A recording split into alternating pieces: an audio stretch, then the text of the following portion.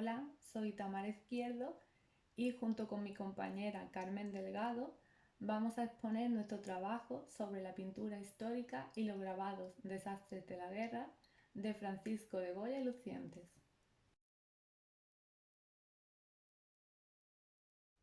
En cuanto a la biografía, Francisco de Goya nace en Fuendetodos, Zaragoza, en 1746 y muere en Burdeos, Francia, en 1828. Comenzó su carrera artística en Zaragoza. Se casa con Josefa Valleu, hermana de los pintores Francisco y Ramón Valleu, lo que le facilita su incorporación a la corte. Sin embargo, padeció una enfermedad que le produjo una pérdida de audición total en 1792 y que hizo que su carrera tomara un punto totalmente diferente, comenzando una nueva etapa artística, ya que se aisló, volviéndose más introvertido, lo que hará que sus obras presenten un gran pesimismo. A esta nueva concepción artística de Goya, además de su enfermedad, hay que añadir que fue testigo directo del conflicto bélico contra las tropas francesas, sobre todo en Madrid y Zaragoza, lo que hizo que se acrecentara aún más el dramatismo en sus obras. Estos dos hechos suponen un punto de inflexión en su carrera artística. Hemos elegido este autorretrato porque lo realizó en 1815, por lo que esa era la imagen que tenía el pintor cuando realizó el 2 y el 3 de mayo. Vemos a un Goya ya en edad avanzada. Por otro lado, España se encuentra bajo el reinado de Carlos IV. Un año después de que Goya realizara la obra Familia de Carlos IV, que vemos en pantalla, España le había declarado la guerra a Portugal por su violación del bloqueo del comercio a Gran Bretaña. Ante esta situación, Napoleón pactó con Godoy, valido del rey, la invasión de Portugal y el reparto de su territorio. Para ello, se permitía el paso de las tropas francesas por territorio español hacia Portugal. Sin embargo, las tropas de Napoleón invadieron finalmente España en 1808, dando como resultado la ocupación del territorio español. Esto ocasionó la abdicación del actual monarca Carlos IV en su hijo Fernando VII y este, a su vez, en Napoleón, que cedió su corona a su hermano José Bonaparte. El pueblo no aceptó al nuevo e impuesto monarca francés, lo que desembocó en el levantamiento del pueblo madrileño, dando lugar con ello al comienzo de la Guerra de la Independencia, que duró 6 años.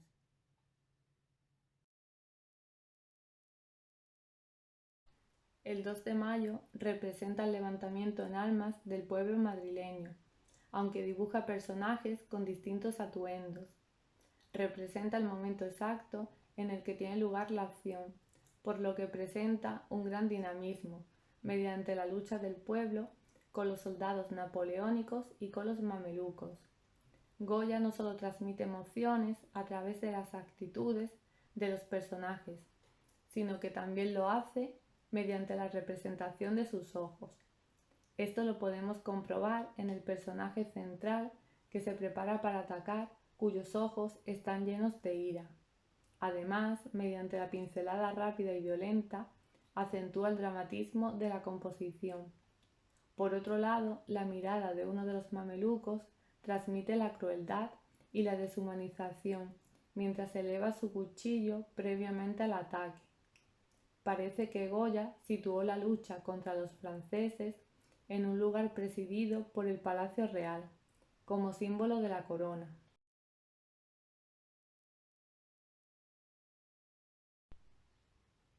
En esta obra, Goya hace una representación lo más próxima a la realidad, ya que él no fue testigo directo de dicho acontecimiento. Esta obra podría ser el precedente de las pinturas negras. Encontramos al fondo la ciudad de Madrid. En la parte izquierda se dispone la población civil, divididos en 3 grupos: los que están esperando y contemplan la escena, los que van a ser fusilados y en el suelo los que ya lo han sido.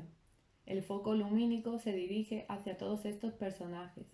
Goya recurre al uso del tenebrismo, con el que le aporta un mayor dramatismo que recalca con el uso de la tonalidad rojiza.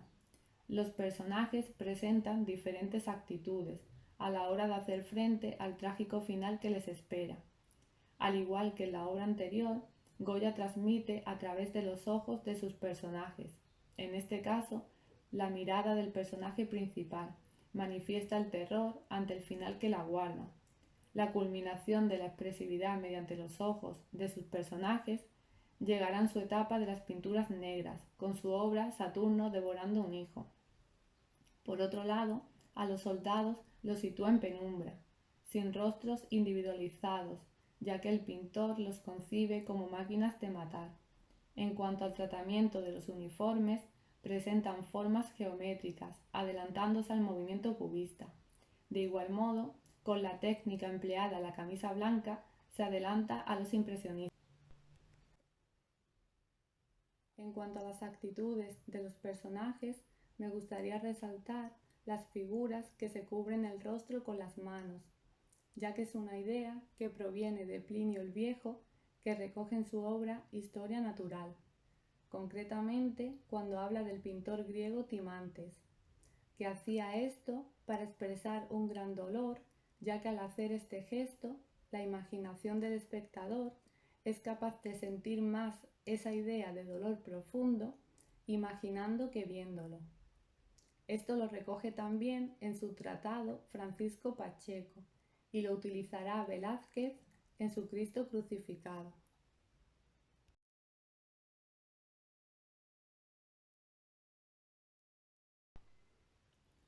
Antes del 3 de mayo, Goya había realizado fusilamiento en un campo militar, realizada entre 1808 y 1810, lo que nos indica que ya a inicios de la guerra existía un interés en Goya por dejar constancia del sufrimiento de la población civil. Esta obra no es tan conocida dentro de su producción artística, sin embargo, en ella se puede apreciar la idea que trasladará al 3 de mayo, la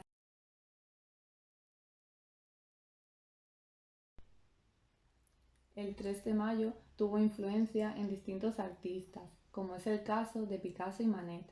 En primer lugar, nos vamos a centrar en la ejecución de Maximiliano de México de Manet. Hay que tener en cuenta que Manet visitó en 1865 el Museo del Prado para conocer las obras de Goya y de Velázquez.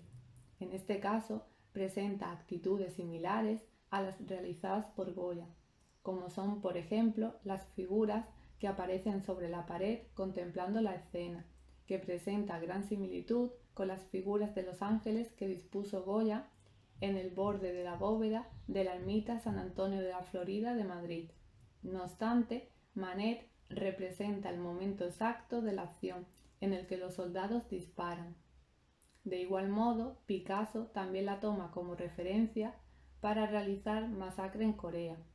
Esto se puede apreciar en la composición dividida en dos grupos, en los soldados a los que convierte en robots, así como las actitudes de los personajes. Gisbert se basa también en el 3 de mayo para realizar su obra Fusilamiento de Torrijos y sus compañeros en las playas de Málaga. Las similitudes se pueden apreciar en la disposición de los cuerpos de los ya fusilados. Los protagonistas muestran diferentes actitudes. Tras ellos aparece el grupo de soldados que difumina, porque los concibe al igual que Goya. Al fondo se puede apreciar la ciudad, concretamente se sitúan en la playa de San Andrés. Tanto los personajes como los uniformes están perfectamente documentados. Sin embargo, realiza una adaptación en la que no es tan evidente a primera vista su influencia de Goya, como los casos anteriores de Manet y Picasso. En este caso es un fusilamiento por la espalda, ya que Torrijos y sus compañeros fueron acusados de traición a Fernando VII, de ahí esta representación.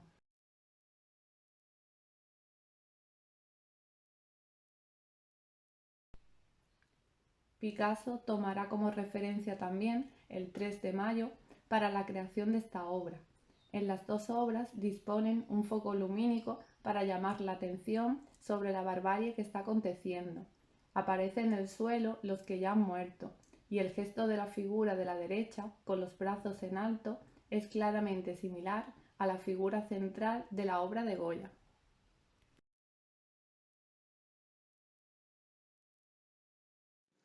Esta segunda parte del trabajo la integra una serie de grabados denominados Los desastres de la guerra, que en principio iban a constituir un álbum patriótico de la Guerra de la Independencia, pero a medida que pasa el tiempo, Goya incluye además las desgracias y consecuencias que derivan de esta.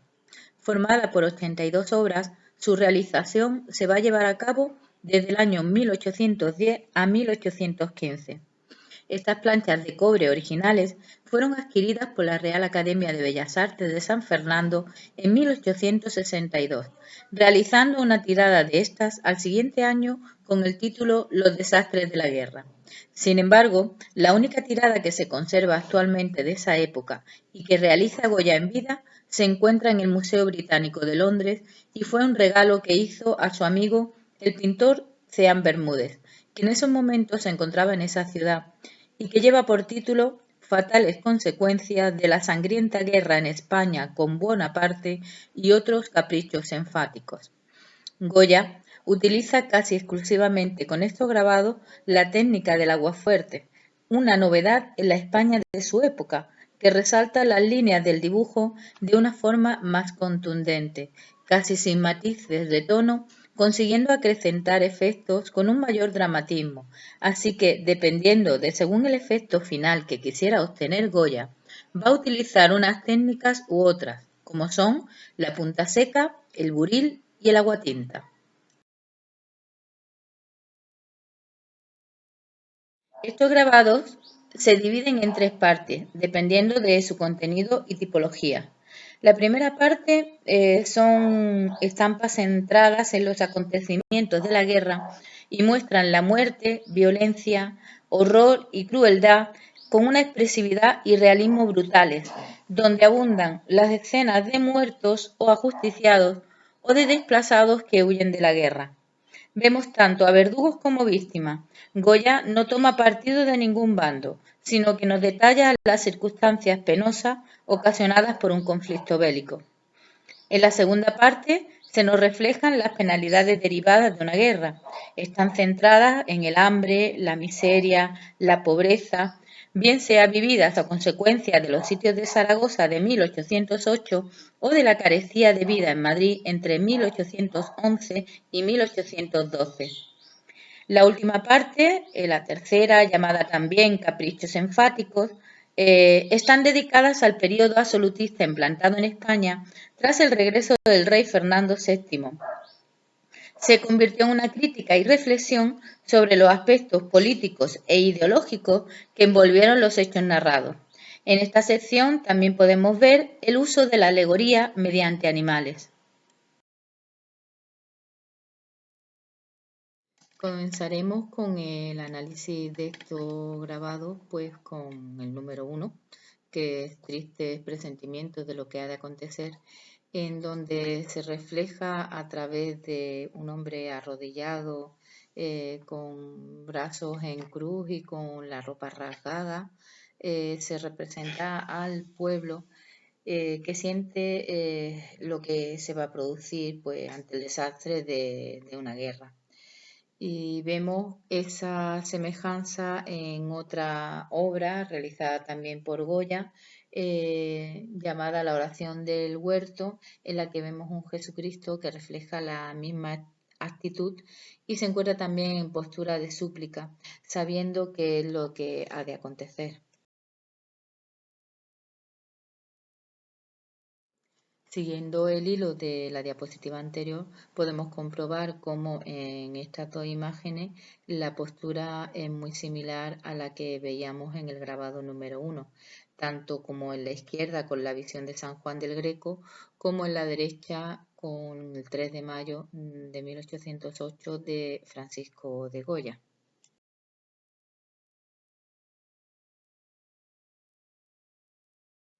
Goya también nos hace patente en estos grabados la importancia de la mujer, cómo la mujer ha tenido siempre una participación pasiva en este tipo de sucesos y vemos cómo el papel tan importante y tan relevante que le va a dar Goya en estos grabados, reflejando también pues cómo se convierten en auténticos soldados donde la rabia y la desesperación es la tónica principal, como en el grabado que tenemos enfrente, y que las mujeres pues se están lanzando piedras, cuchillos, lanzas, incluso con un hijo en brazos, ¿no?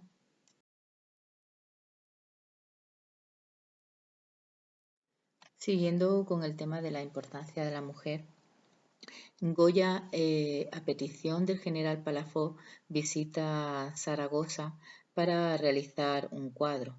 Posiblemente en ese tiempo pudiera haber tenido acceso a los grabados que realizan sus contemporáneos Gálvez y Brambilla, y que en este caso en la imagen de la derecha representa a la heroína Agustina de Aragón y vemos pues la similitud que hay con el desastre de la guerra número 7, en el que se ve pues una mujer disparando un cañón y además encima también de cadáveres.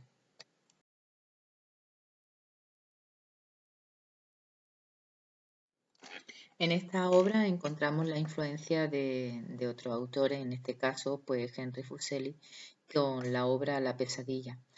Podemos ver la misma semejanza en cuanto a la postura de la mujer y cómo se ve también cuando el soldado está arrastrando a la mujer hacia la oscuridad, pues también viene representado pues por esa oscuridad que está en el cuadro de Fuseli y representa también a los monstruos que no están hablando del horror y del terror que se está viviendo en esos momentos.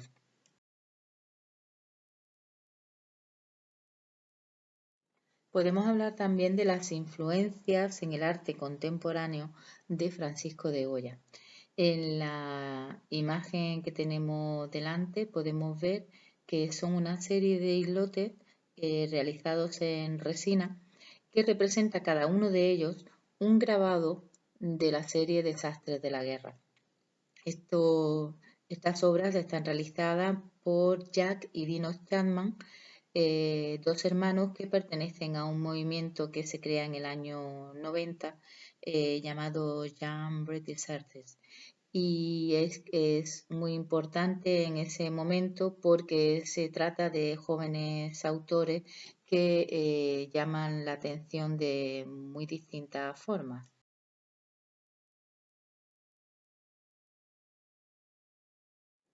Aquí podemos ver un ejemplo de lo que estábamos comentando en la diapositiva anterior y donde vemos que en la imagen de la derecha se encuentra el grabado de Goya y en la imagen de la izquierda podemos ver la escultura hecha en resina de los hermanos Chapman, donde se resalta muchísimo más todavía la crueldad que se ve patente en el grabado de Goya al ser una obra en tres dimensiones, ¿no?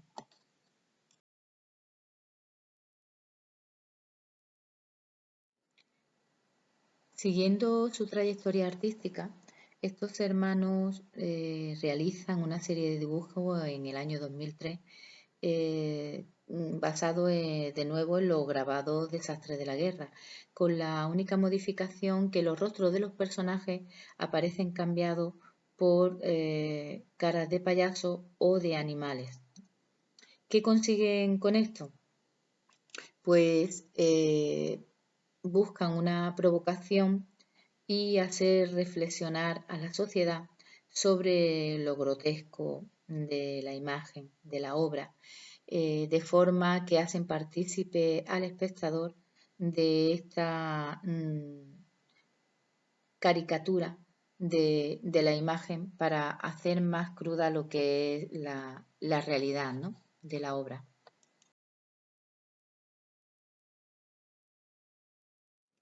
Con estos grabados, el número 44, yo lo vi, y el número 45, y esto también, Goya nos quiere dejar patente que él ha sido testigo directo de esta situación, de esta guerra, y lo quiere ratificar con estos títulos para que quede constancia de que él ha vivido en esta guerra y que ha visto todo lo que él está representando.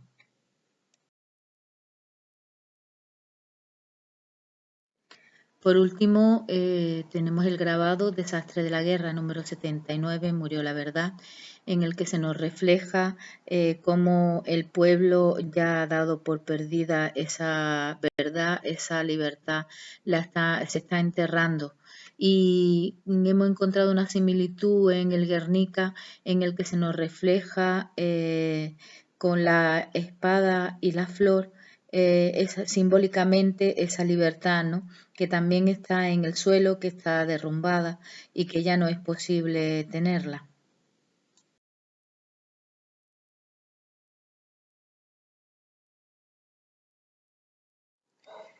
Como conclusión, pues comentaros que Francisco de Goya deja patente a lo largo de su producción artística la gran capacidad de adaptación que posee desde sus comienzos como pintor de la corte a la visión más personal con sus obras de denuncia social por las consecuencias de la guerra. De hecho, no es posible integrarlo dentro de una corriente artística específica debido a su estilo personal con el que se adelantó a distintos movimientos. Sus obras históricas constituyen un ejemplo para los artistas posteriores debido a su concepción de los hechos bélicos. La representación de estas escenas introduce al espectador dentro de la obra de tal manera que no se limita a representar lo ocurrido, sino que te traslada a ese momento exacto de la guerra, haciéndote partícipe de ella. Por tanto, hemos realizado un recorrido sobre los acontecimientos de la guerra a través de los ojos de Goya, en el que muestra la irracionalidad del ser humano y, por tanto, el fracaso de las ideas ilustradas, puesto que el sueño de la razón produce monstruos.